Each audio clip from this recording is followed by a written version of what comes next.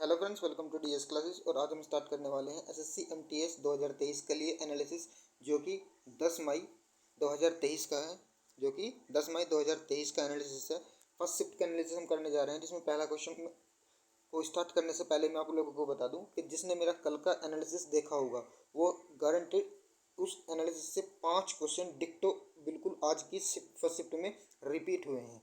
यानी 10 मई की first shift में रिपीट हुए हैं बिल्कुल डिक्टो, वैसे के वैसी 5 क्वेश्चन मैं बताऊंगा अभी आगे चल के कौन कौन से भी क्वेश्चन है। तो एनालिसिस देखने का ये फ़ायदा होता है, ठीक है। तो अगर मेरी किसी भी वीडियो की आपको पीडीएफ चाहिए तो आप मुझे कमेंट बॉक्स में बता सकते हैं, और मेरा डिस्क्रिप्शन बॉक्स वीडियो का ज़रूर चेक कर ले। मैंने वहाँ बता रखा है कि आपको पीडीएफ कहाँ कहाँ और कैसे मिलेगी, ठीक है। तो पहला क्वेश्चन स्टार्ट करते हैं कि यूपीएससी के अध्यक्ष कौन है। पहला क्वेश्चन पूछा गया था इसमें कि यूपीएससी के अध्यक्ष पूछे गए थे। तो यूपीएससी के अध्यक्ष हैं आपके मनोज सैनी। कौन है? मनोज सैनी जो है वो यूपीएससी के अध्यक्ष पूछे गए हैं, ठीक है। एक क्वेश्चन पूछा गया था कि आपके संवैधानिक उपचारों का अधिकार किस अनुच्छेद में बताया गया है। संवैधानिक उपचारों का अधिकार जो है वो किस अनुच्छेद में बताया गया है। तो आपको ऑप्शन में डायरेक्ट अनुच्छेद नहीं पूछा था, सिर्फ पेयर बना बना के पूछे थे कि 22 से 23, 22 से 27, इस तरीके से करके पूछा था। तो संवैधानिक उपचारों का जो अधिकार पूछा जाता है वो 32 से 35 में पूछा जाता है। 32 से 35 इसका राइट आंसर हो जाएगा। 32 से आपको 35 पूछा गया था, ठीक है। एक क्वेश्चन आपको पूछा गया था कि 2011 में 2011 में सेंसस 2011 में सेंसस में लिंगानुपात कितना था। डायरेक्ट पूछा था, पूरा प्रॉपर पूछा था कि 2011 में सेंसस का लिंगानुपात कितना था, यानी सेक्स रेशियो कितना था। तो आपका 943 इसका राइट आंसर हो जाता है कि सेंसस लिंगानुपात जो है, सेक्स रेशियो जो है वो आपका 943 इसका राइट आंसर हो जाएगा, ठीक है। तो मैं बता रहा हूँ कि डेली 2011 की जनगणना से आपको, मतलब जनगणना से पूछे जा रहे हैं डेली 2 क्वेश्चन पूछे जा रहे हैं लगभग लगभग, ठीक है। एक क्वेश्चन पूछा गया था कि स्वराज्य मेरा जन्मसिद्ध अधिकार है और मैं इसे लेकर रहूंगा, यह कथन किसका था भाई। तो यह कथन था पंडित बाल गंगाधर तिलक का। पंडित बाल गंगाधर तिलक का। तो बाल गंगाधर तिलक से आपको आने वाली शिफ्टों में ये क्वेश्चन भी बन सकता है कि बाल गंगाधर तिलक को और किस नाम से जाना जाता था। तो लोकमान्य तिलक इसका राइट आंसर हो सकता है। अगर आप मेरे एनालिसिस देख रहे हैं तो इसको भी याद रखना कि लोकमान्य तिलक भी बाल गंगाधर तिलक को कहा जाता था, ठीक है। अगर अगले क्वेश्चन की बात करें तो एक क्वेश्चन पूछा गया था इसमें आपका कि भरतनाट्यम और ओडिसी यानी दो नृत्य जो हैं इन दोनों से कौन संबंधित है। तो ऑप्शन दिए गए थे जिसमें आपका सोनल मानसिंह भी था। क्या था? सोनल मानसिंह। तो इसका जो कि राइट आंसर था भरतनाट्यम और ओडिसी से, दोनों मतलब दोनों नृत्य से सोनल मानसिंह संबंधित हैं। तो इसका राइट आंसर हो जाएगा सोनल मानसिंह, ठीक है। एक क्वेश्चन आपको पूछा गया था कि टीबी मुक्त, क्या पूछा गया था कि टीबी मुक्त भारत का लक्ष्य रखा गया, मतलब भारत को टीबी मुक्त करना है, इसका लक्ष्य कितना रखा गया है। तो 2025 तक जो है भारत टीबी मुक्त देश बन जाएगा, ठीक है। एक क्वेश्चन पूछा गया था कि रज पर्व किस माह में मनाया जाता है। रज पर्व किस माह में मनाया जाता है। तो ये जून में मनाया जाता है। कब मनाया जाता है? जून में। जून के बीच में मनाया जाता है, यानी मिड में, ठीक है। जून में मनाया जाता है। मिड जून में मनाया जाता है, ठीक है। एक क्वेश्चन पूछा गया था आपका पुंग चोलोम नृत्य है वो किस राज्य का है। तो पुंग चोलोम नृत्य जो है वो आपका मणिपुर राज्य का है। कहाँ का? मणिपुर इसका राइट आंसर हो जाएगा। पुंग चोलोम नृत्य जो है आपका मणिपुर राज्य का है, ठीक है। एक क्वेश्चन आपका पूछा गया था कि तराइन का युद्ध। देखो, तराइन का जो युद्ध है वो कल बात हो रही थी, मतलब कल की शिफ्टों में कल क्वेश्चन आया था, बिल्कुल डिक्टो क्वेश्चन आया था कि तराइन का युद्ध जो है वो किस किस के बीच हुआ था। तो आपसे ये पूछा गया था किस किस के बीच हुआ था। तो पृथ्वीराज चौहान और मोहम्मद गौरी के बीच हुआ था। अब पूछा गया था पहला हुआ था या दूसरा। तो मतलब एक पूछा गया था कि तराइन के युद्ध कितने हुए। तो दो हुए थे, एक तो 1191 में और एक 1192, ठीक है। तो बिल्कुल डिक्टो क्वेश्चन पूछा गया है। आज के तराइन का युद्ध जो जिसने कल का एनालिसिस देखा होगा मेरा, वो गारंटेड इस क्वेश्चन को आज करके आया होगा, ठीक है। तो आने वाली शिफ्टों में इससे भी और बेहतर क्वेश्चन बन सकता है। तो आप जरा डिटेल में आप युद्ध वगैरह कल का एनालिसिस मेरा जरूर देख लें, ठीक है।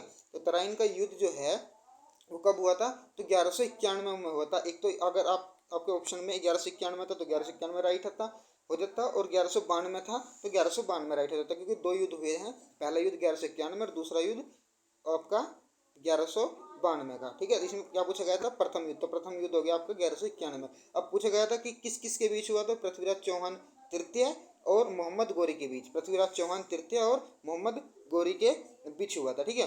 एक क्वेश्चन पूछा गया था कि बिहार में कौन सा विश्वविद्यालय है, बिहार में कौन सा विश्वविद्यालय, बहुत आसान क्वेश्चन था, आप सभी लोग गए होंगे कि नालंदा विश्वविद्यालय। कौन सी यूनिवर्सिटी है बिहार में, कौन सी यूनिवर्सिटी है, तो बिहार में नालंदा यूनिवर्सिटी इसका राइट आंसर हो जाएगा। एक क्वेश्चन पूछा गया था कि आईसीसी, देखो कल बिल्कुल सेम क्वेश्चन पूछा गया था, बिल्कुल इसी तरीके से जैसे टाइप हो रहा है क्वेश्चन, इसी तरीके से पूछा गया था कि आईसीसी विश्व कप 2023 का मेजबान देश कौन करेगा। मतलब आईसीसी विश्व कप 2023 का जो मेजबानी करेगा वो कौन सा देश करेगा, तो वो करेगा आपका इंडिया। तो कल भी इंडिया ही आंसर बनाया था इसका क्वेश्चन में, और ऐसे ही टाइप करके क्वेश्चन आया था। तो कहने का मतलब ये है कि एमटीएस का रिपीटेशन चालू हो गया है, एमटीएस का रिपीटेशन चालू जो है वो हो गया। तो आप सारे के सारे एनालिसिस देख लो भाई। ठीक है। तो आईसीसी विश्व कप 2023 का मेजबान कौन करेगा, आपका भारत। ठीक है। एक क्वेश्चन पूछा गया था कि उज्ज्वला योजना, क्या उज्ज्वला योजना जो है, एक तो उज्ज्वला योजना है, एक उजाला योजना है। तो उज्ज्वला योजना कब शुरू की गई थी, तो उजाला योजना प्रधानमंत्री नरेंद्र मोदी द्वारा शुरू की गई थी 2016 में। किसने, 2016 में, इसका राइट आंसर हो जाएगा भाई। ठीक है। एक क्वेश्चन आपको पूछा गया था, एक आप बुक से पूछा गया था कि the life and the Saul, the life and the Saul at the party, the life and the Saul at the party किसकी किताब है, ये बुक जो है वो किसकी है, तो माइक गेल इसका राइट आंसर हो जाएगा, माइक गेल इसका राइट आंसर हो जाएगा। तो माइक गेल की है भाई ये इसकी book, the life and the Saul at the party, ये है माइक गेल की बुक। ठीक है। आपको एक क्वेश्चन पूछा गया था कि Hirakud power plant, Hirakud power plant किस राज्य में है, तो आपका उड़ीसा राज्य में है। कहाँ पर, उड़ीसा इसका राइट आंसर हो जाएगा। एक क्वेश्चन पूछा गया था कि राज्य सूची का संबंध किससे है, राज्य की सूची का जो संबंध है वो आपके कृषि से है। किससे, कृषि, इसका राइट आंसर हो जाएगा कृषि से। ठीक है। एक क्वेश्चन पूछा गया था कि पीएम स्वनिधि योजना कब शुरू की गई, पीएम स्वनिधि योजना कब शुरू की गई थी, तो 2020 में की गई थी। किसमें, पीएम स्वनिधि योजना जो शुरू की गई थी वो आपका 2000, इसका राइट आंसर हो जाएगा। आपको एक क्वेश्चन पूछा गया था कि भैया कि सरोद वादक कौन है, ऑप्शन दिए गए थे कि सरोद वादक कौन है, तो सरोद वादक थे आपके अमजद अली खान। कौन, अमजद अली, इसका राइट आंसर हो जाएगा अमजद अली खान, इसका राइट आंसर हो जाएगा था। ये भी कल बिल्कुल सेम टू सेम क्वेश्चन पूछा गया था कि प्रार्थना समाज कहाँ स्थापित गया था। कल पूछा गया था आपका कि प्रार्थना समाज की जो मतलब निम्नलिखित में से आत्माराम पांडुरंग ने किस समाज की स्थापना की थी या किस संघ की स्थापना की थी, इस तरीके से पूछा गया था। तो वो आपकी प्रार्थना समाज की गई थी। और जो आज पूछा गया था कि प्रार्थना समाज की स्थापना कहाँ हुई थी, तो आपका मुंबई इसका राइट आंसर हो जाएगा, मुंबई में। लेकिन अब आने वाले शिफ्ट में पूछ सकता है कि यानी इस प्रार्थना समाज की स्थापना कब हुई थी, तो आपका 1867 इसका राइट आंसर हो जाएगा। 1867 इसका राइट आंसर हो जाएगा। प्रार्थना समाज की जो स्थापना थी वो 1867 में थी। तो प्रार्थना समाज से भी लगातार 2 क्वेश्चन बन चुके हैं। कल कल डिक्टो बिल्कुल, मतलब कल के 4 जो क्वेश्चन है बिल्कुल डिक्टो के डिक्टो क्वेश्चन आपको देखने को यहाँ फर्स्ट शिफ्ट में मिल गए हैं। तो आप एनालिसिस एक भी मत छोड़ना, एनालिसिस की पीडीएफ भी ले लो, पीडीएफ मिलेगी आपको डिस्क्रिप्शन बॉक्स में। और एनालिसिस तो सारे देख कर ही जाओ, अगर आपने तैयारी भी थोड़ी कम की है तो आपको एनालिसिस से आइडिया वो लग सकता है। ठीक है। एक क्वेश्चन आया था कि रोपड़ खेती कहाँ होती है, रोपड़ खेती कहाँ होती है, तो उष्ण कटिबंधीय क्षेत्र में। कहाँ पर, उष्ण कटिबंधीय क्षेत्र में इसका राइट आंसर हो जाएगा। ठीक है भाई। तो ये था मेरे 10 मई फर्स्ट शिफ्ट का एनालिसिस। तो वीडियो अगर आपको पसंद आई है तो वीडियो को कर दो लाइक और चैनल को कर दो सब्सक्राइब।